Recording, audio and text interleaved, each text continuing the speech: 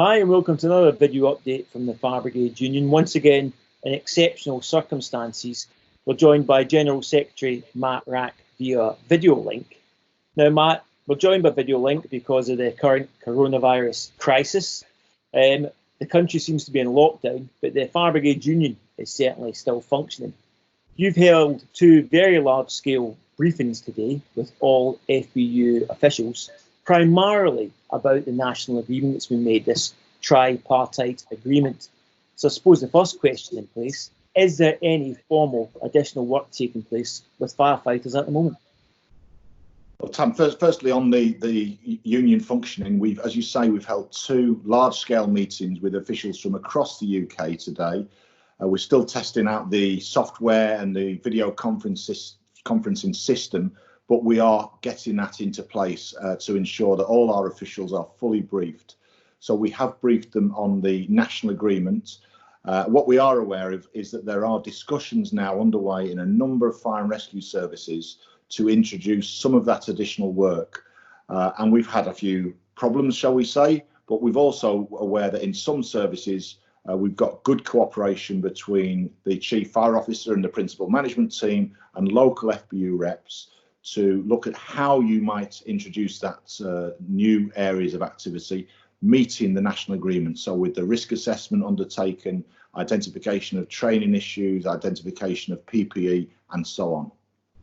Now, Matt, as we said, these are exceptional circumstances, and we know from the contacts certainly we've been receiving that members are being approached in regard to discussions with additional work.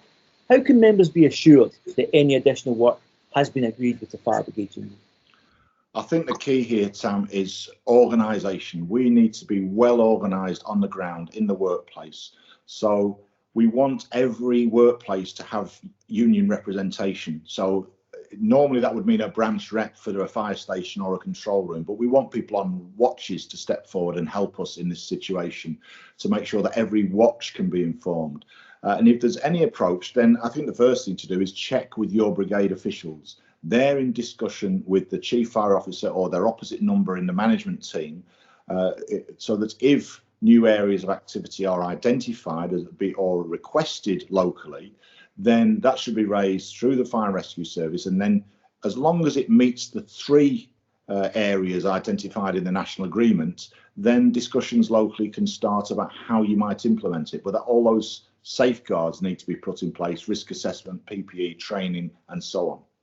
Now, Matt, we know there's concerns getting thrown about everywhere, and firefighters, of course, will be keen to help. But why is it so important that FBU members stick by this agreement? Well, I'm sure it's come home to everyone just how serious this situation is with the scale of the loss of life, and everyone's safety is under threat. And people need to protect themselves. I'm sure they want to protect their family, their friends, their colleagues at work. So it's important that we do things properly and professionally. And actually, you can't deliver a fire and rescue service if our own people are self-isolating in large numbers or becoming ill through the virus. So we need to protect ourselves so that we can actually perform our functions as a fire and rescue service. So that's absolutely essential to protect ourselves, but also to protect the communities we're trying to serve.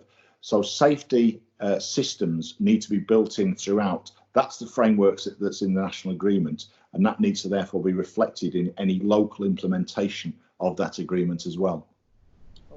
Matt, thanks very much indeed. Well, that's it for now, but for more updates, you can go to our website, which is packed with information, and that's www.fbu.org.uk.